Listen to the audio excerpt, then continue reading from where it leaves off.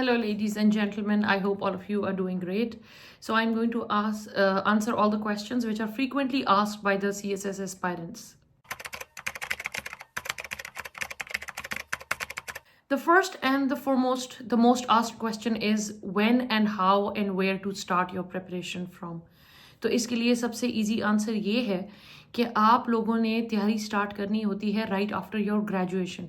अच्छा, there are some people who recommend कि आप ग्रेजुएशन के दौरान अपनी तैयारी शुरू कर लें, लेकिन I recommend to start preparing after your graduation. Though throughout your graduation please keep reading books of any kind, because any book will build your expression. आप जब किसी ऑथर की किताब पढ़ते हैं तो आपको पता चलता है कि कोई बात किस तरह से की जा सकती है.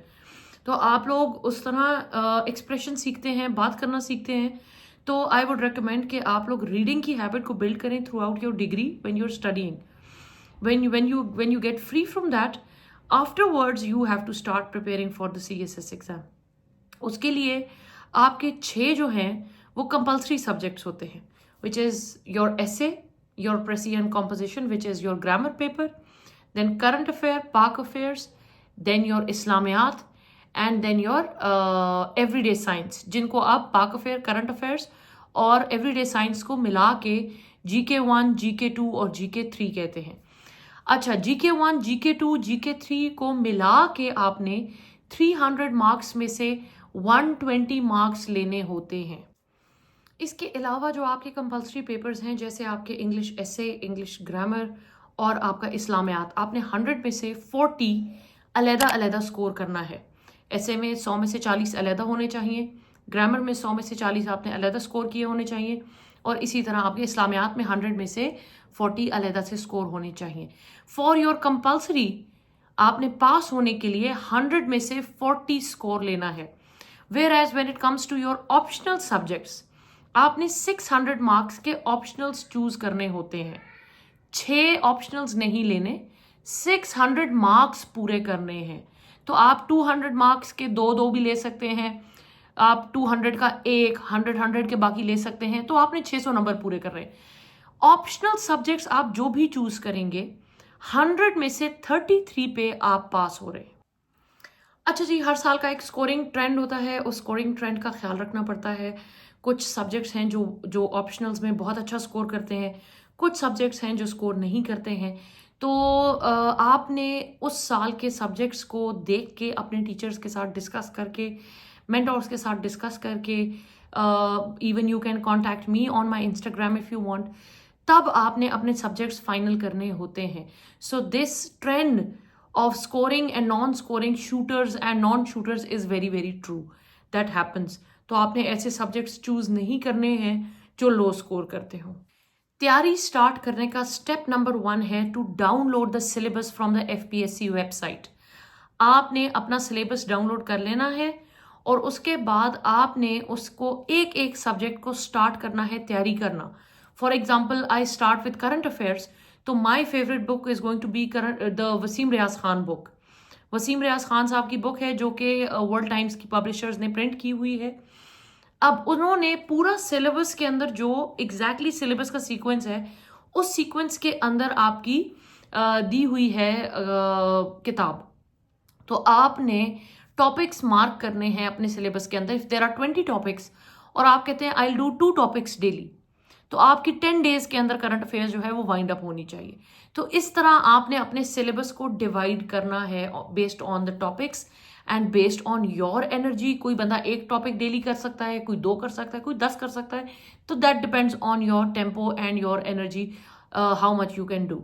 तो आपने सबसे पहला स्टेप ये करना है कि अपने पास सिलेबस को डाउनलोड कर लेना है. उसके बाद आपको टाइमलाइन पता होनी चाहिए कि FPSC की टाइमलाइन क्या है. तकरीबन अक्टूबर के अंदर जो आपका प्रीलिमिनरी टेस्ट है, MPT जिसे कहते हैं, वो हो जाता है जी. MPT बाय अक्टूबर हो जाता है. उसके बाद आपके आते हैं दिसंबर के अंदर फॉर्म्स ओपन होते हैं फॉर द प्रॉपर, जो आपके मेंस जिन्हें कहा जाता है, जो आपके 12 सब्जेक्ट्स का प्रॉपर पेपर होगा. तो वो आपने दिसंबर में फॉर्म्स जमा कराने होते हैं और उसका एग्जाम फरवरी में कंडक्ट होता है. तो अब हमें तैयारी कब स्टार्ट करनी चाहिए? बेयर मिनिमम सिलेबस को कवर करने के लिए आपको 6 महीने चाहिए होते हैं, पर अगर आप अच्छी तैयारी करना चाहते हैं तो more than 6 months will be needed.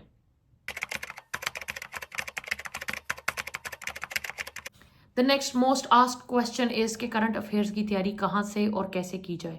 As I said earlier, the book of sir Waseem Riyaz Khan is the best book out there in the market because it completely covers the syllabus.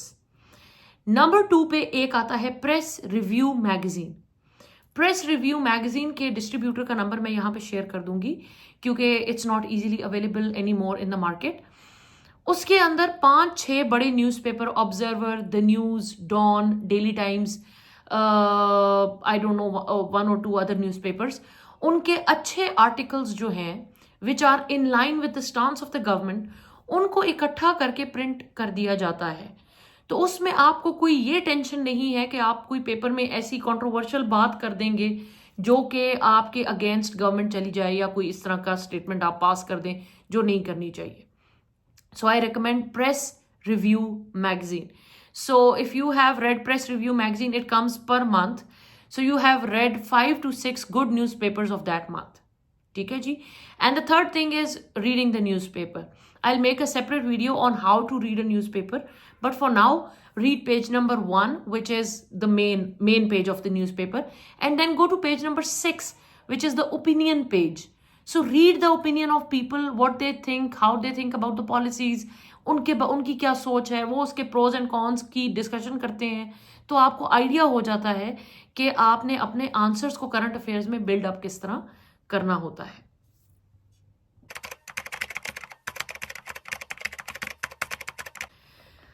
अच्छा जी, the people ask me, ma'am, how do we know that we are preparing in the right direction? Your syllabus is what tells you that your preparation is in the right direction. Just keep preparing your syllabus. As long as you're holding on to your syllabus, you're in the right direction. As soon as you let go of it, you are going to get detracked. All right, so how to answer a question? A good answer should be 5.5 to 6 pages long. 6 pages का मतलब 6 sheets नहीं है, 6 sides हैं. मतलब 3 pages और 3 pages की 6 sides. तो 5, 5.5, 6 pages at least आपके होने चाहिए फॉर अ 20 मार्क क्वेश्चन. ठीक है, 20 बहुत बड़ा स्कोर है, उसके लिए बहुत ज़रूरी है कि हम जो है एटलीस्ट 5.5 से 6 पेजेस लिखें. आपने क्वेश्चंस जो है वो काफ़ी बड़े आते हैं, 3 to 4, 5 लाइन लॉन्ग क्वेश्चंस होते हैं. आपने उसके अंदर इंपॉर्टेंट फ्रेजेस को अंडरलाइन करना है. देन मेक श्योर कि आंसर करते हुए वो जो फ्रेजेस आपने अंडरलाइन किए थे वो आपके सम सॉर्ट ऑफ हेडिंग बननी चाहिए इन द क्वेश्चन. उससे आप कोई चीज मिस नहीं करते. So you are basically structuring your answer including every part of the question. ठीक है जी. Write proper heading of introduction and a proper heading of conclusion. So the checker knows this is where the answer of your question starts and this is where the answer properly concludes. Critical analysis की भी heading जरूर दें if you know how to analyze, right? So you are talking about the future और future के pros and cons दोनों को mention करना is known as your critical analysis. You don't only talk about the negatives, the cons only, वो नहीं है. आपने pros and cons of the future दोनों लिखने हैं. ठीक है जी.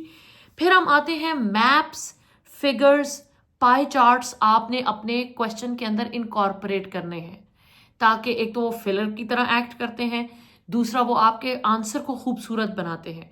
सो we are going to do that a little more. Lastly make flow sheets. मैं कहती हूँ पाकिस्तान हैज़ 4 सीजन्स, तो मैं उन या 5 मानसून अगर आप काउंट करते हैं तो से 5, तो मैं उसकी भी फ्लो शीट बनाऊंगी. Seasons in Pakistan and then I'll make a flow sheet. I'll give you an example of a flow sheet here, how it looks like. But make flow sheets in your answer so you know, so the checker knows कि आप जो है चीज़ों को summarise कर रहे हैं. He doesn't have to go through the nitty-gritties of your answer. वो completely एक पिक्चर उसके सामने मैप्स बने हुए आ रहे हैं, पाई चार्ट्स बने हुए आ रहे हैं, फ्लो शीट्स बनी हुई आ रही हैं. That gives your question a very beautiful look. एक क्वेश्चन के अंदर एटलीस्ट 7 से 8-9 हेडिंग्स होनी चाहिए including the introduction and conclusion. ठीक है जी.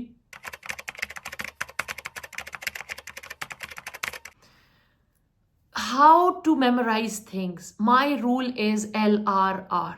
Learn, revise, and recall. People learn and people revise and then they stop. I keep telling my students that the third step is the most important step, and that step is known as recall. आपने एक topic पढ़ा, उसको revise किया, उसके बाद आप अपनी किताब बंद करेंगे and you are going to recall it. If you are able to recall it, अब वो टॉपिक आपको याद हो चुका है and it has become a part of your memory track. You are not going to forget it. So make sure that you learn, revise, and recall.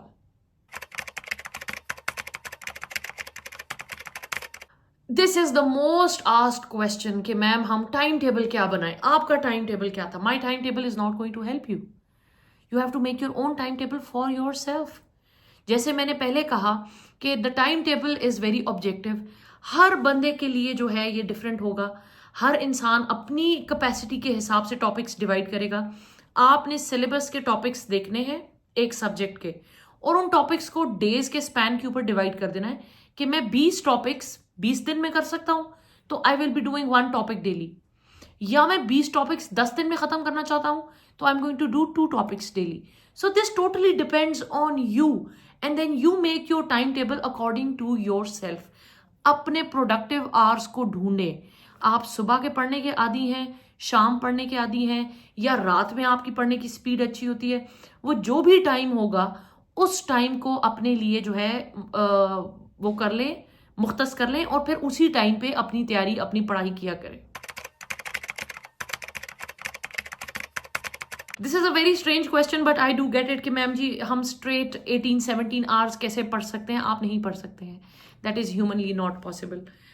Medical की पढ़ाई में किसी टाइम पे किसी जगह पे ज़रूरत पड़ी भी कि 13-14-15 घंटे इकट्ठे बैठना पड़ा, तो you have to build your tempo for that. ऐसा नहीं होगा कि मैं आज कह रही हूँ कि I am going to start studying, I will sit down, I will pick the book up and I will go straight for 10 or 12 hours studying. I can't do that. So what you have to do it, you start with 2 or 3 hours. Start with 1 maybe. Then take it to 2 hours, then 3, then build it up to as much as you want and you like, and as much as is needed. Right? So start में ही एकदम इतने घंटे की पढ़ाई possible नहीं है. आप अपना टेम्पो बिल्ड अप करेंगे. ऐसे की सबसे पहली तो तैयारी यहां से हो जाएगी जो आप बाकी 11 सब्जेक्ट्स पढ़ रहे हैं अदर देन ऐसे, वहां से आपका डाटा कलेक्ट हो रहा है. Step number 1 is prepare for your ऐसे इन दी एंड, कि आपके पास बाकी 11 सब्जेक्ट्स के डाटा जो है वो जमा हो जाए. उसके अलावा जसरा साहब की एक बहुत प्यारी बुक है, आप वो ले लें ऐसे के लिए. और the third option is the World Times book, the 20 best essays of World Times. वो किताब भी बहुत अच्छी है. So get hold of these 2 books and make sure that you prepare the rest of the 11 subjects well. तो आपके पास ऐसे के लिए डाटा जो है वो कुछ ना कुछ कलेक्ट हो जाता है. इसके अलावा कोशिश करें कि एटलीस्ट अपने पास 20 फुल फ्लेज एसेज लिखें, प्रैक्टिस करें. और हर ऐसे के साथ आपने कोटेशंस को गूगल करके सर्च करना है. कोटेशंस की बुक्स मिलती हैं but Google is the easiest way. आपने कोटेशंस को सर्च करके स्टेपल करना है अपने ऐसे के साथ. At least 8 to 9 quotations with each essay you need. अगर आपको ऑथर का नाम उनके साथ याद रहता है तो वेल एंड गुड, लेकिन अगर आपको ऑथर का नाम नहीं भी याद रहता तो that's fine, it's okay, it doesn't matter. Some people ask that are the videos enough? अगर वो सिर्फ वीडियोस देख लें तो are they sufficient? Are they going to suffice? So I would say no. You have to buy the books, you have to go through the books. वो इसलिए क्योंकि आपके हर सब्जेक्ट के जॉर्गन्स जो है वो डिफरेंट होते हैं. The words that you use. अब आप नॉर्मली एक करंट अफेयर्स के पेपर में कंट्री लिखेंगे, लेकिन अगर आप आई लॉ या IR का पेपर करें तो आप उसको स्टेट मेंशन करेंगे. It is called state. तो ऐसे जॉर्गन्स जो हैं वो इंपॉर्टेंट होते हैं और आपने हर सब्जेक्ट के जॉर्गन्स उसके हिसाब से लिखने होते हैं. तो उसके लिए किताब आपको ज़रूरी चाहिए होगी. So the videos do help, but you have to go through the books as well. Okay जी, for now the last question is कि स्कोरिंग ट्रेंड्स के बारे में बताएं. तो स्कोरिंग ट्रेंड जो है वो हर साल चेंज होता है. हर साल रिजल्ट आने के बाद जब DMCs आउट होती हैं उस वक्त अंदाज़ा लगाया जा सकता है कि कौन से सब्जेक्ट्स जो हैं उस साल टारगेट किए गए हैं और कौन से सब्जेक्ट्स जो हैं वो उस साल शूटर्स थे, स्कोरर थे, स्कोर किए थे। तो कुछ सब्जेक्ट्स हैं जो टोटल ऑल इन ऑल हमेशा लो स्कोरिंग रहे हैं, जैसे इंग्लिश लिटरेचर स्कोर्स लो, उर्दू लिटरेचर स्कोर्स लो, आईआर, हालांकि ये बड़ा अच्छा सब्जेक्ट है, I had opted for it but it scores low. Political science के कंपैरिजन में आईआर हमेशा जो है उससे कम स्कोर करता है। इकोनॉमिक्स अच्छा करता है, आपके अकाउंटिंग अच्छा स्कोर करता है। तो ये कुछ सब्जेक्ट्स हैं जो हमेशा के अच्छे हैं, कुछ हैं जो हमेशा से बुरे हैं, लेकिन कुछ सब्जेक्ट्स हैं जो हर साल, जैसे पब्लिक एडमिनिस्ट्रेशन, आप एग्जाम के बाद बता सकते हैं कि इस साल वो टारगेट हुआ था, नेक्स्ट ईयर वो टारगेट होगा कि नहीं होगा, उसका स्कोरिंग ट्रेंड क्या है। तो हर साल जब रिजल्ट आउट होता है, स्कोरिंग ट्रेंड का अंदाजा उसके बाद लगाया जा सकता है। That is all for today. I shall meet you in the next video इंशाल्लाह विद सम न्यू आइडिया, और कोई न्यू चीज़ आपके साथ डिस्कस करेंगे। That is all for today. See you next time इंशाल्लाह। Take care. अल्लाह हाफिज़। Bye bye.